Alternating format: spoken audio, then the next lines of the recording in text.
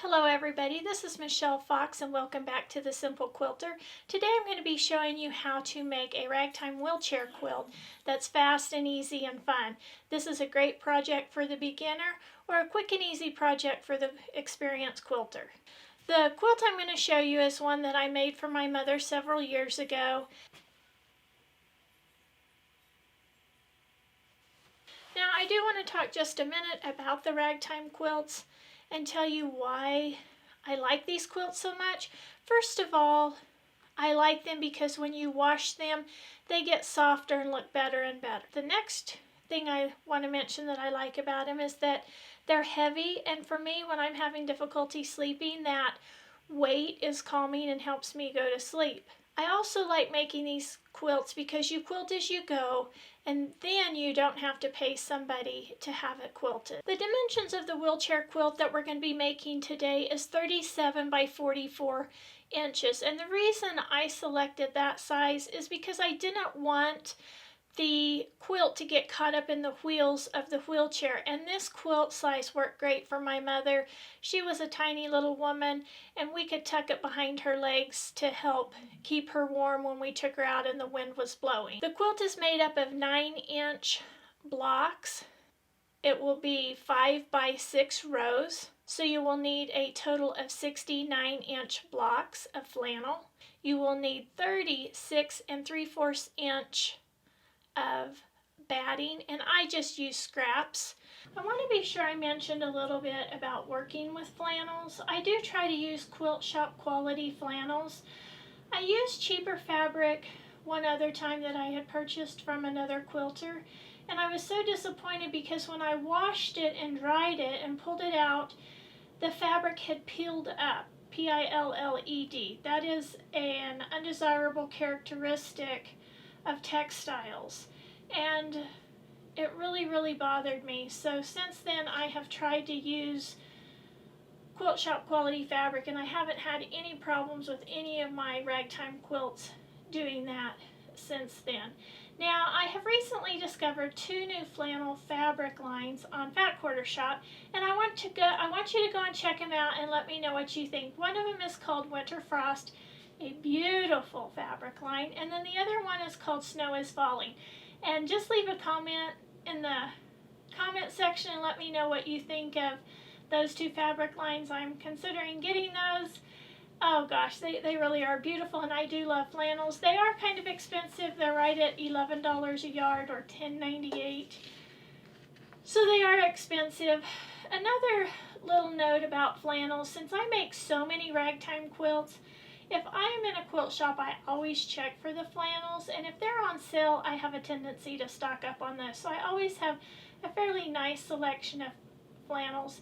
Now, sometimes when I see a new fabric line like those 2 I just mentioned on the Fat Quarter Shop, I will go ahead and purchase those. But as I said before, ragtime quilts are popular and highly desired in my family, so I always like to have lots on hand.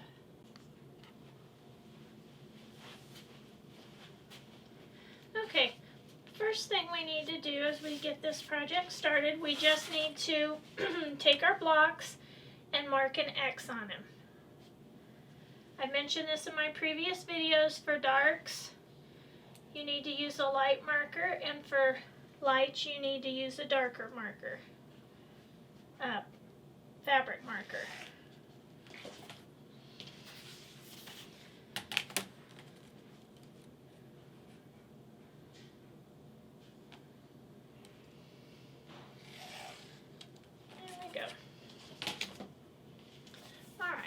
Now that the X is marked on that, I take the same color block because I like to use the same color on the front and back so it makes a pattern on the back as well as the front.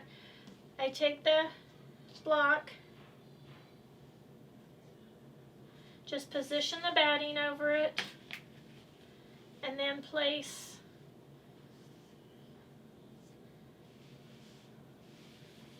the 9-inch fabric square that I marked on top. Okay, the next thing I do is I just stack all those up, and then I just take it to my sewing machine and I just start chain piecing, and I get this X sewn on all of the blocks.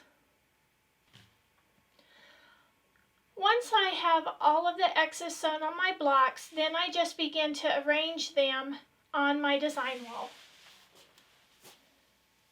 Once I have all those blocks arranged like I want them, then I take a picture so that when I'm sewing, if I get them mixed up, I can continue to look back at that photo to make sure that I'm positioning each block correctly.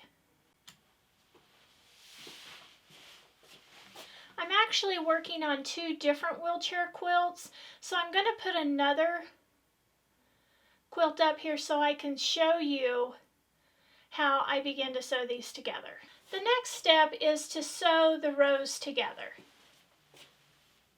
And here I just have 4 of the rows sewn together, and as I sew those, I press the seams open so that the seams going clear across are open and the little seams going up and down are pressed open. Okay, now that all the blocks are sewn together and all the rows are sewn together, one of the last things I do is I sew 1 inch clear around the entire edge, being sure that these seams are sewn down flat. Once all the blocks are sewn together and all the seams have been pressed open flat, then I start clipping the quilt. So let me show you how I get started. First of all, I'll clip kind of close to the seams there on both sides. And I just use these little snips put out by Fiskars.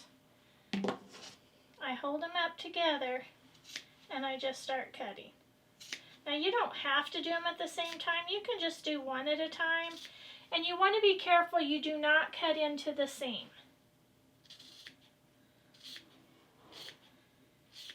And I just keep doing that all the way around the quilt, even on the outside here. That's cut too. And again, just be sure you're not cutting into the seam line or you're going to have a hole in your quilt. You do need to wash it, but when you wash it, you need to be sure you're using a washing machine that has a filter, because there's lots of pieces that unravel from this, and the same thing with the dryer. Otherwise, if you don't and you wash it and it doesn't have one of those filters that you can clean out, then you're likely to cause problems with your machine or clog up your lines. If you've enjoyed this video, please hit the like button. If you haven't subscribed yet, go ahead and subscribe. Don't forget to leave comments below about the 2 different flannel fabric lines that I mentioned earlier. And if you have any other comments, leave those. My next video, I'm going to be showing you some additional quilt swag that I bought. For those that you don't know, swag is the stuff we all get, so it's new things that I've purchased that I want to share with you, related to quilting, that is. So until next time, have fun quilting.